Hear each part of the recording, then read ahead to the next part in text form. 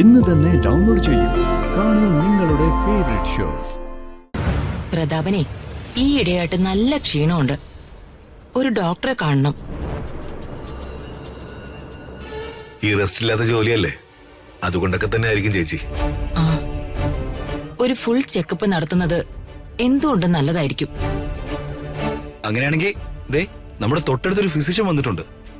ഒരു lady ഡോക്ടറാ, doctor Sumarani. അവരുടെ അടുത്ത് പോയാ മതി. എന്താ അവരുടെ അടുത്ത് തന്നെ പോകണമെന്ന് നിന്റെ അഡ്വൈസ്? നീയും ആ ഡോക്ടറും തമ്മിൽ എന്തെങ്കിലും ബന്ധമുണ്ടോ? ഏയ് എടാ, ഏട്ടൻ ചോദിച്ചത് കാര്യമായിട്ടാടാ. ഉണ്ടെങ്കിൽ പറയേ. അവള് കല്യാണം കഴിച്ചിട്ടില്ലെങ്കിൽ നമുക്ക് ആലോചിക്കാം.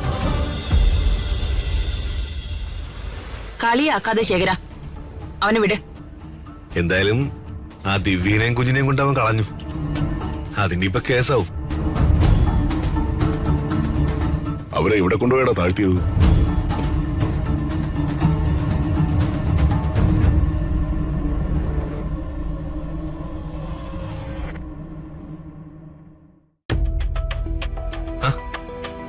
മോള് വന്നല്ലോ, വേണോട്ടിനുണ്ടല്ലോ.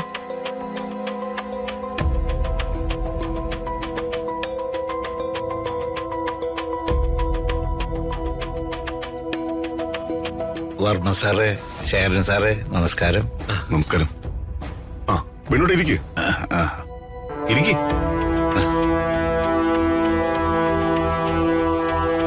അല്ല, നിങ്ങൾ രണ്ടുപേരും കൂടി വല്ല ആവശ്യത്തിന് വന്നാണോ അതോ ഇങ്ങോട്ടേക്കായി വന്നാണോ?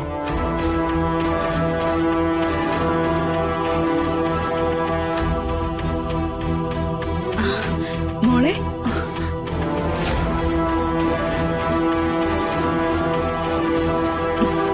ശരിമേ. ആ മോൾക്ക് പെട്ടെന്ന് ഇവിടെ വരണമെന്ന് പറഞ്ഞു. രാജു പുറത്തുപോയി, ഞാൻ കൂട്ടിക്കൊണ്ടുവന്നതാ.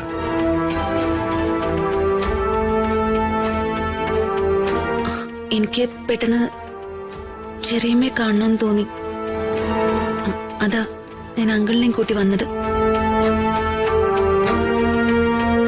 അത് കൊള്ളാലോ, ഒരു ചെറിയമ്മ പ്രേമം. മോൾക്ക് ചെറിയമ്മയെ കാണണമെന്ന് തോന്നുമ്പോ കാണാനുള്ള അവകാശം ഇല്ലേ?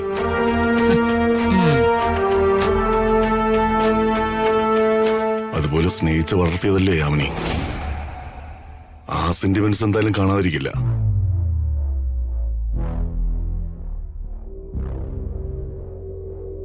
മോള് വാ. പിന്നെ എന്ത് വിശേഷമുണ്ട് വേണോട്ടാ? എന്ത് വിശേഷം സാറേ, നന്നായിട്ട് പോണു.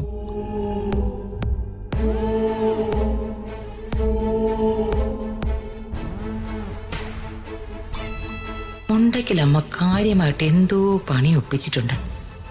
അതാ അന്തി മയങ്ങിയ നേരത്ത് ഈ വരവ്.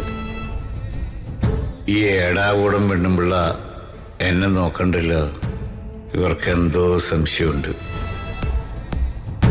ആ, സരസ്വതി മാഡം ഇവിടെ ഇല്ലേ ശേഖരൻ സാറേ? ഇല്ല വേണോട്ടാ, അമ്മ മൂകാംബയിൽ ഭജനരിക്കാൻ പോയിരിക്കുക. ഓ, 3-4 ദിവസം കഴിയുമ്പോ വരും. ആ,